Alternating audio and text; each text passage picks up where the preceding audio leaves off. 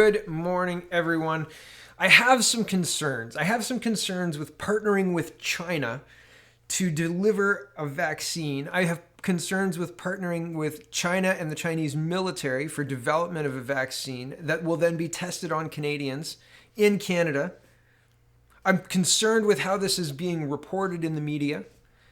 This report here, I think, has a call for help from Haley Ryan at the end. I'll show you what I mean. But here's CBC News reporting. Canada's first COVID-19 vaccine trials approved for Halifax University. A Halifax research team will be working with a Chinese manufacturer to run the first Canadian clinical trials for a possible COVID-19 vaccine. Prime Minister Justin Trudeau made the announcement during his daily remarks on Saturday. That's yesterday. The trial has been approved by Health Canada and will take place at the Canadian Centre for Vaccinology, CFV, at Dalhousie University in Halifax. Quote, research and development take time and must be done right, but this is encouraging news, Trudeau said.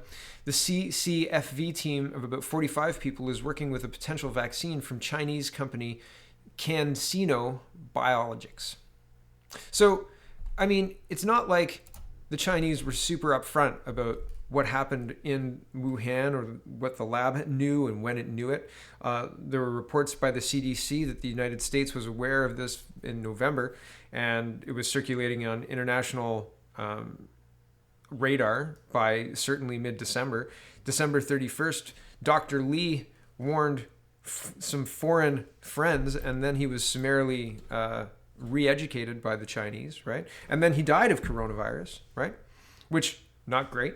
Not great if you're China, but here is Hong Kong Free Press reporting China may have prevented 95% of virus cases if it enacted measures after silencing whistleblowers' warning. So instead of doubling down on the silencing, had it acknowledged what was happening or warned other people, then it could have prevented a large majority of the infections.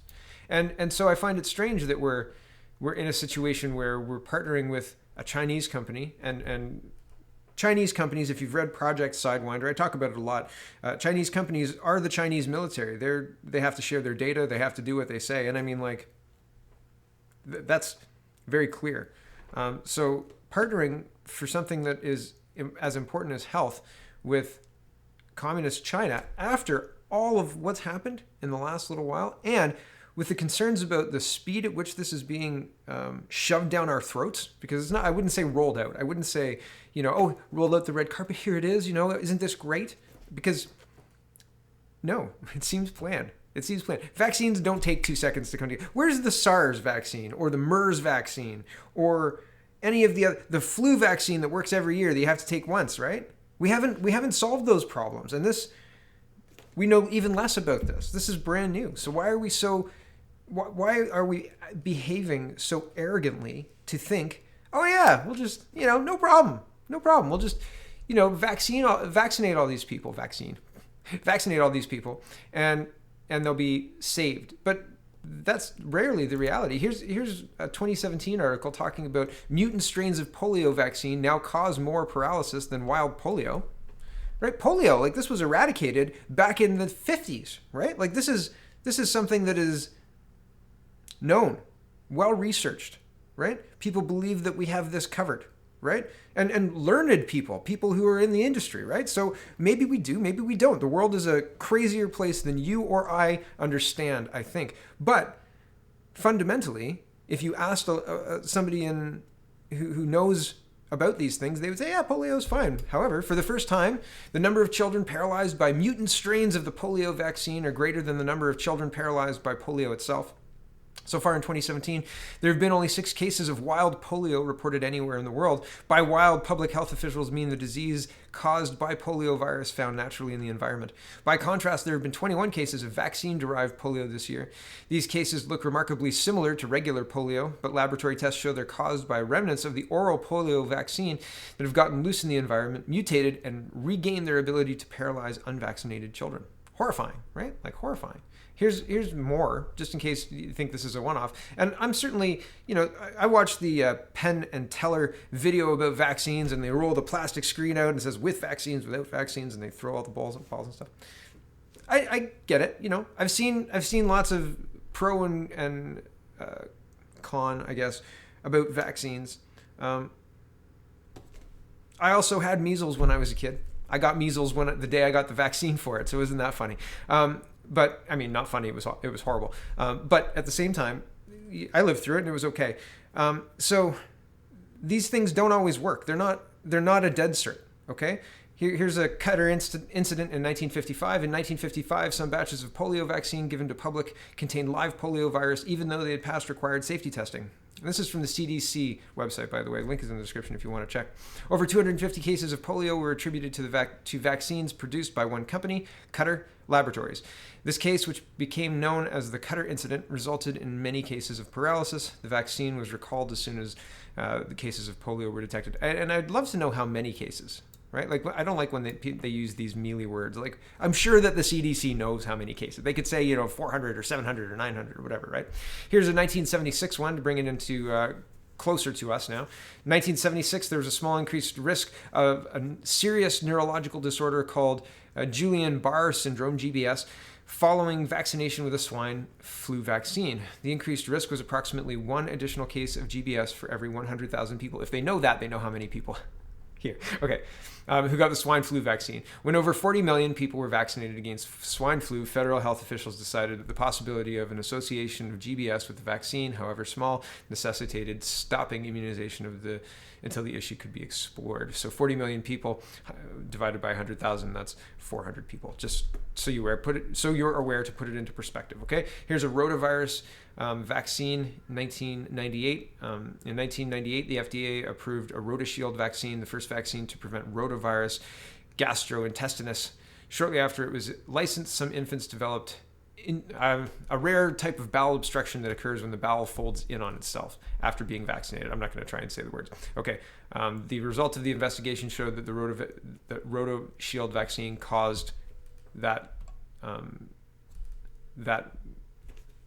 condition, there it is, in some children, in healthy infants younger than 12 months of age who normally would be at low risk for the condition. So these things happen, right? Like, this isn't a one-off. There's other vaccines, the HPV recall in 2013. There's one in 2007. Increased risk of narcolepsy was found following vaccination with pandemrix, a monovalent 2009 H1N1 influenza vaccine that was used in European countries. So mistakes happen. These things happen. And partnering with a country that knowingly did nothing or silenced whistleblowers when they were saying, hey, there's a problem here. There's an issue coming out of this place. And whether it was a Wuhan laboratory or a wet market that didn't sell bats, I don't know. But I do know how that government behaved. So I have concerns. I have concerns about this. And I just wanted to tell you about that because that's what I do on my show.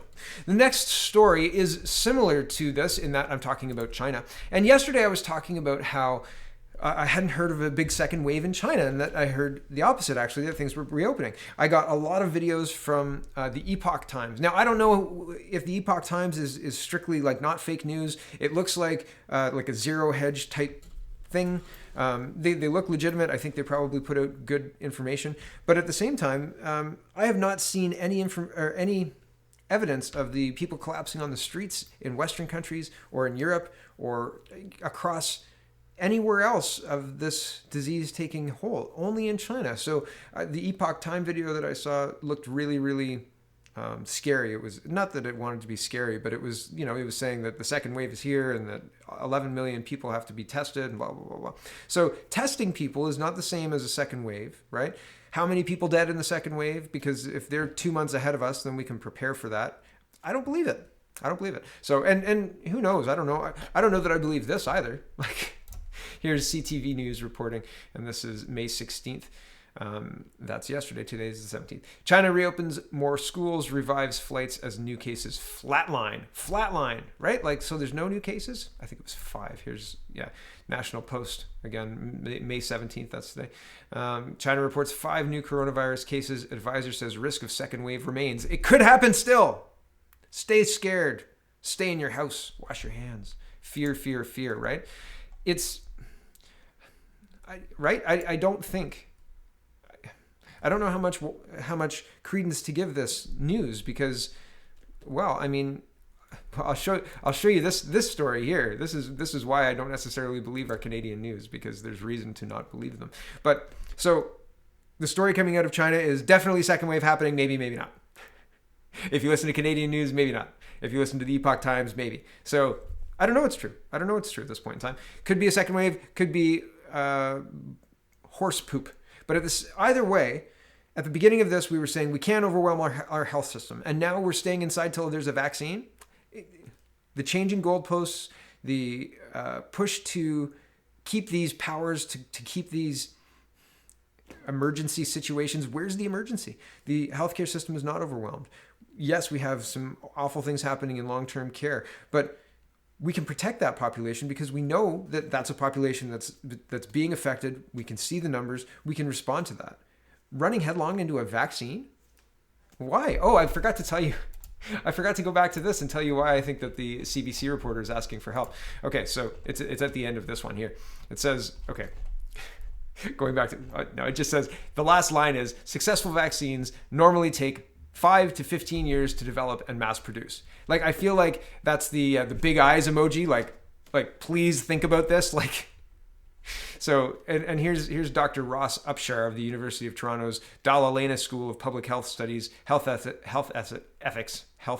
Wow, try and say that 10 times fast.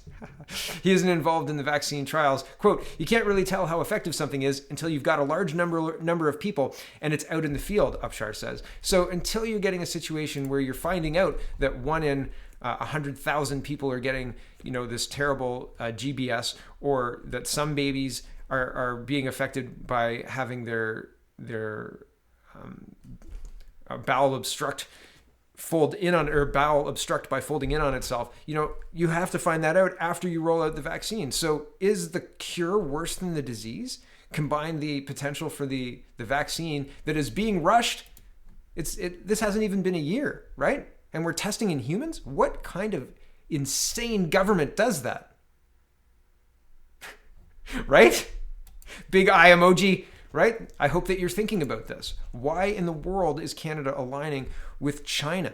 We have the United States with Donald Trump, who definitely likes to be a braggart, right? I mean, Trump likes it. We're the biggest and the best. Nobody could do it, blah, blah, blah. So why aren't we aligning with the United States as we have through history? You've got to wonder that, right? You have to think about that. That's important. Okay, moving to Canadian politics, because that's what this show's about. Not coronavirus, but we're going to go back to, we're going to go to Wet'suwet'en in a minute. Conservatives dissent as committee recommends move to virtual sittings for all common business votes. Now, I didn't like the idea of moving to the virtual commons in the first place. During an emergency, we need more governance, not less. Well, not more governance, but decisions to be made. We need more time for the people who are elected to govern us to consider and then to make the decisions. And humans are group thinking people. Like, you can't think by yourself. You have to bat things around. I think this is a good idea. Oh, well, have you thought about this? Oh, no, I didn't think about that. Good point. Blah, blah. That's how you massage an idea. That's how you create an idea. That's how you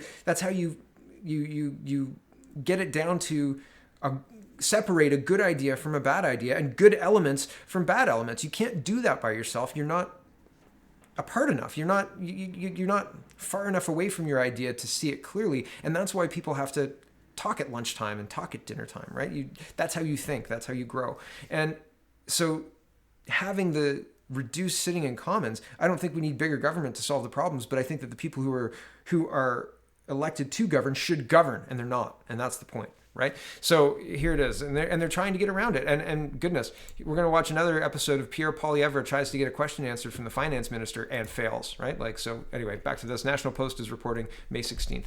An all-party committee is recommending the House of Commons hold additional virtual sittings to conduct all its regular business, including voting during the COVID-19 pandemic. The recommendation was included in a majority report released Friday by the Procedure and House Affairs Committee, which has been studying how to move toward a fully virtual parliament. But while the governing Liberals and most opposition parties supported the move to more virtual proceedings, the Conservatives issued a dissenting report that renewed their call for more in-person sittings of the Commons. Given the success of those online proceedings, the majority committee report says the Commons should move towards additional virtual sittings for all its regular business. Moreover, it says the Commons should set up a secure electronic voting system as soon as possible, rather than the usual practice of allowing only MPs who are physically present in the chamber to vote on motions and legislation. Well, if we're going to do that, the whole point of representing an MP is because you can't possibly take the pulse of the whole nation. But here we could. Why not set up a virtual voting system for the entire nation, and the nation then gets to vote as people who are interested in the piece of legislation can vote on it, right? Like, would that not be a more direct democracy model anyway? If we're gonna do it, might as well not uphold an imperfect system meant to represent democracy when you can get direct democracy via internet connection, right? I mean, it seems like they don't want to do the work. Back to this. The Conservatives argue MPs who participate virtually should not have the same rights as those who are actually in the chamber. Quote, we strongly oppose ... the use of any virtual proceedings to consider legislation, a budget, or an address in reply, the minority report says. The official opposition will strongly resist any effort to exploit the pandemic as cover to implement a permanent virtual parliament, with its reduced ability to hold the government accountable, gravely undermining our democracy. In anticipation of the committee report's release, Conservative leader Andrew Scheer's contended earlier Friday that it's more essential than ever for the Liberal government to be held accountable for the billions it's thrown into an emergency aid program now that the country is beginning to embark on an economic recovery. He said the regular in-person sittings of the Commons need to resume as currently scheduled on May 25th. We've always said the virtual sittings can be used to augment, to facilitate members who may not be able to come to Ottawa, but it certainly is no replacement, Scheer said. Trudeau should not be using a health pandemic to avoid accountability and oversight, and should not be eliminating the role of people's representatives. One other thing I wanted to mention about doing direct democracy. I was being tongue-in-cheek. In that kind of situation, there's no way to bring down the government. There's no rules to do that. We'd be in unprecedented territory, and it's not appropriate to do that in the midst of this situation. I want those elected to govern, not to change fundamentally the structure of our government, and that's what I'm afraid they're trying to do. And it looks like it. It looks like it. So, I want to touch on something. Yesterday, I was talking about how we don't shut the economy down for heart attacks and we don't shut the economy down for Alzheimer's. And somebody said, well, those aren't contagious. Like, you can't just pick those up at the grocery store. Like, you don't pick up suicide at the grocery store or something, another one of those issues on the list. That's true. And I said, good point. But some of those issues, like heart disease, diabetes, a lot of them are lifestyle, right?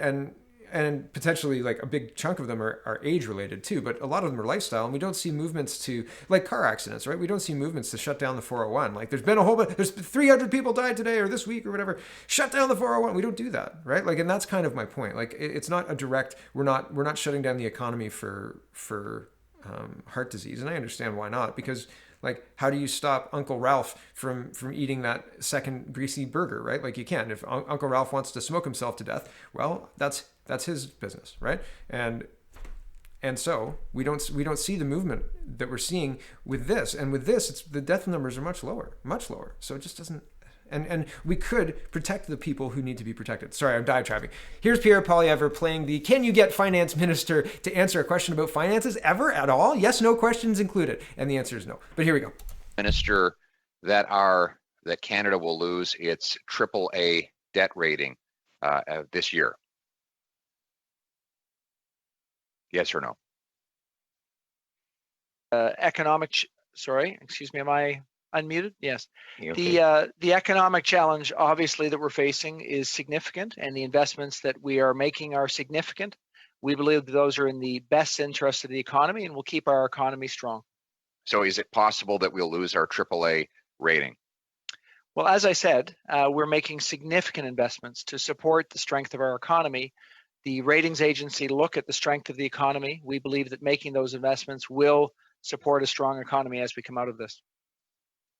So for the last time, is it possible that we'll lose our AAA debt rating? Well, yes or no? Just a yes or no will do. As you may know, I'm not the debt rating agency. So what I can tell you is that we are making investments to make sure our economy is strong. And that's the fundamental determinant of how successful we are as a country. All right. So no answer to that question. Is it possible?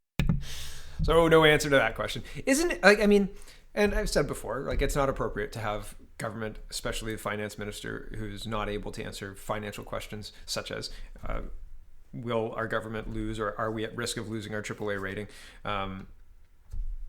He should know that, right? But instead we get talking points. Okay, last little bit here. Last little bit. Well, a little bit. CBC is reporting, and this is the Wet'suwet'en stuff. I've talked about this before. They have elected chiefs. They have hereditary chiefs. They're supposed to be collective decision making. The hereditary chiefs are separate, and Cian Bex does a deep dive, and there's 10 minutes of this explaining why the Wet'suwet'en hereditary chiefs are a company. They're a company that is just claiming fealty with the land, basically, and they are not negotiating treaty rights with the Canadian government. They haven't since 2009, and they're funded by Tides. Here's their financial statement. Okay, this is the Office for the Wet'suwet'en Company, and here's Wet'suwet'en Treaty Office Society Statement of Revenue and Expenditures. This is 2014-15, but this is Tides. Tides Canada is an NGO that is funded by George Soros.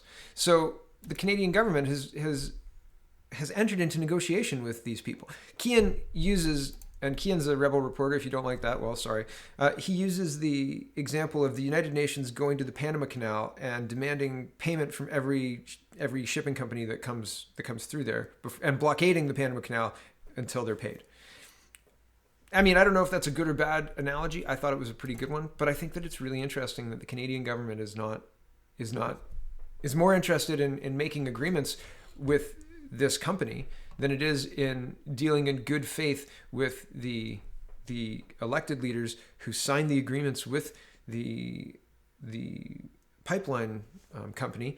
And it just seems insane. Okay, so here's the CBC News article. Signing of the Wet'suwet'en Agreement could land Ottawa in court. Despite objections from some elected leaders of the Wet'suwet'en First Nation, the federal and BC government plan to sign an agreement with the hereditary chiefs that chart a path for transferring jurisdiction of the territory to its traditional leadership, a group that includes those same hereditary chiefs, right? It's like these guys, right? This is a company. And I really do, if you haven't seen this, or watch this little report. It's 10 minutes and it will open your eyes. It's incredible. The agreement, a memorandum of understanding, back to the CBC article, aims to avoid a repeat of last winter's cross-country protests and rail disruptions that supported the hereditary leaders against the construction of a natural gas pipeline through the Wet'suwet'en unceded ancestral lands. And yeah, so what they're trying to do is avoid those protests. But as I said when I was reporting during the protests, if they had enforced Canadian laws and used the court injunctions that were on the books, they would have not needed to negotiate with these people who are claiming the land rights that don't actually have the right to negotiate with the federal government. But the federal government is legitimizing it by dealing with these people. It's incredible.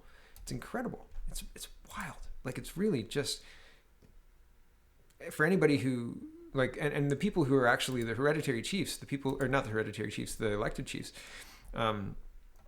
they're from the newspaper and the interviews I've seen, they're almost surprised this is happening. So, like, they're saying, like, it's like, how can you be negotiating with the other people? Like, we have signed agreements. We're the people who are supposed to be negotiating with you through this act. And it's like, the government just doesn't care. It's weird, right? When I say that, I'm hoping that you think about it. All right. The last one, I just wanted to show you the global news is just out and out calling people conspiracy theorists. Right? Isn't the news supposed to be giving you an unbiased look at what's happening rather than telling you how to think about the people who are doing it? Regardless of what you think about the people who are doing it, you can think about them as whatever you want. But if the news is telling you to do that, you should question it, right? Here's some global news saying conspiracy theorists burn 5G towers claiming link to COVID-19. Right? So, like, if the news led you there and kind of laid out the facts, that would be one thing. But they're just out and out saying these crazy conspiracy theorists, right? It's very, very strange. And I think that it would be interesting if the news just laid out the facts and then laid out the facts of why the crazy conspiracy theorists believe what they believe, right? Like, look at that. But instead, they're busy calling people racist and conspiracy theorists. And how dare you? How dare you? Right? We live in a different country than this was 20 years ago. Canada in the year 2000 was a different place than Canada in the year 2020. So welcome to our post-national state. Thanks for watching, everybody. Check out canadapoly.com, check out canadareport.co, and check out speakingmoistly.co. I will be recording today with Frank at 1, so I'll hopefully get episode 5 up later today or tomorrow. Have a wonderful, wonderful long weekend. 25 minutes. Clocked it in.